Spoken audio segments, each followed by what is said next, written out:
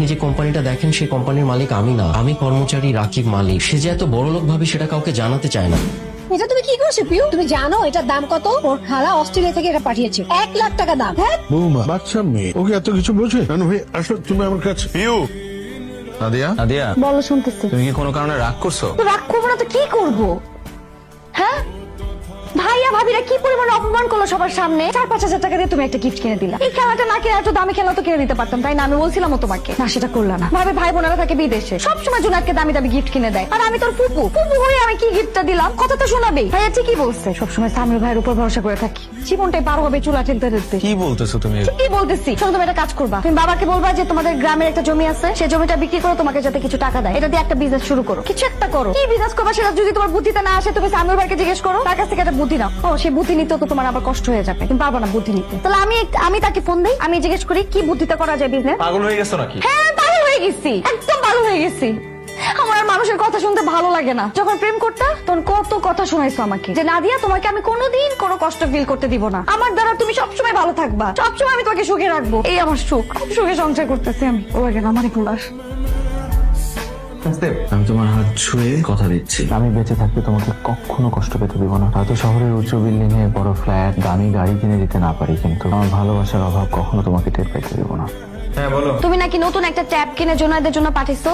পাঠাইছি তো। কেন, কি হয়েছে? কি হয়েছে মানে? তুমি টাকা কোথায় পাইছো ট্যাব কেনার? আরে টাকা সামিউল দিছে। কালকে ঘটনা শুনে ও খুব রাগ করছে, বললো যে খেলতে গিয়ে ভাস্তি একটা জিনিস নষ্ট করে ফেলছে, এর জন্য এত কথা শোনানোর কি আছে। এটা ওর খুব খারাপ লাগছে। আমি জানতাম এটা সামিউল ভাইয়েরই কাজ হবে। তোমার বন্ধু ভাগ্য দেখলে যে কারো হিংসা হবে। কিন্তু একটা দুঃসংবাদ আছে। দুঃসংবাদ? ভাইয়া তো মহা বিপদে পড়ছে। ওই যে চায়না থেকে কি নাকি ইম্পোর্ট করতে চাইছিল, এজন্য তো বাড়ি মর্গেজ লাগছিল। তারপর তো সব প্রোডাক্ট এই কাস্টমসে নাকি আটকে রাখছে, কন্টেনার নাকি কিচ্ছু বের করতে পারতেছে না। তুমি জানো 6 কোটি টাকার প্রোডাক্ট ছিল এখানে। তুমি বুঝতেছো ব্যাংক থেকে কত পরিমাণে প্রেসার আসবে? আমি শুনলাম ভাইয়ার নামে নাকি তারা মামলাও করতে পারে। মামা মামা কি হয়েছে মামা? কি হয়েছে পিউ? ওর সমস্যা খারাপ লাগতেছে। হ্যালো, আপনাদের বাচ্চার হার্টে একটা ছিদ্র আছে। হার্টে ছিদ্র মানে? হঠাৎ করে হার্টে ছিদ্র কোত্থেকে আসলো? না না, হঠাৎ করে না, এটা জন্মগত। বাচ্চা যখন ছোট থাকে তখন এগুলো টের পাওয়া যায় না, বড় হয়ে যখন একটু লাফালাফি করে দৌড়াদৌড়ি করে তোমরা করে তখন টের। ঘাবড়াবেন না, আমাদের এখানে চিকিৎসার ব্যবস্থা আছে। ওর ওপেন হার্ট সার্জারি করবো। Open heart? কি বলতেছেন আপনি? এতটুকু ছোট বাচ্চার ওপেন হার্ট কি করে হয়? হ্যাঁ, এটা ছাড়া আর এটা করতে হবে, আমি দ্রুতই করতে হবে। কিছু খরচাপাতি ব্যাপার আছে, তাই কমা লাগবে।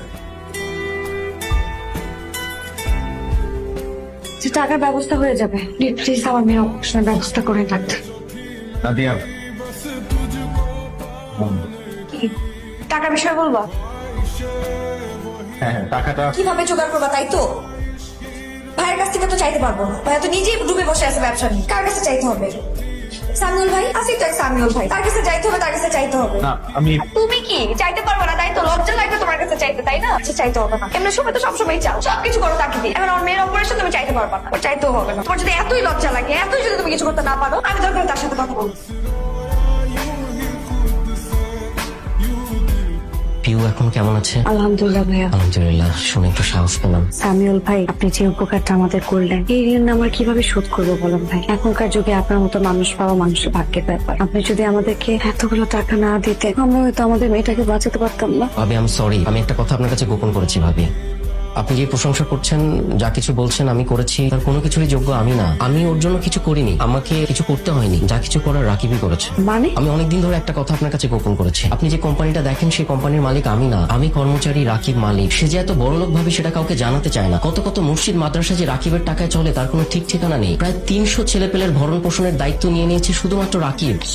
বলছেন সামিউল ভাই রাকিব এগুলা? এটাই সত্যি। আপনার কাছে বিশ্বাস নাই হতে পারে, পুরো পৃথিবীর কাছে অবিশ্বাস্য লাগলেও এটাই সত্যি। কিন্তু ও আমাদের কাছে কেন লুকাবে? কারণ ওর মনে একটা ভয় আছে। ভয়? কিসের ভয়? রাকিব মধ্যবিত্ত জীবন চায়। ও মনে করে এত অর্থ, বিত্ত, বৈভব, প্রাচুর্য এই সবকিছু থাকলে ওর যে মধ্যবিত্ত জীবনের যেই লোক, যেই সুখ, যেই ভালোবাসা, পারিবারিক বন্ধন, খুনসুটি এই সবকিছু হারিয়ে যাবে। কি সুন্দর করে আপনারা সুখ দুঃখ ভাগ বাটোয়ারা করেন, এই কিছুই আর থাকবে না।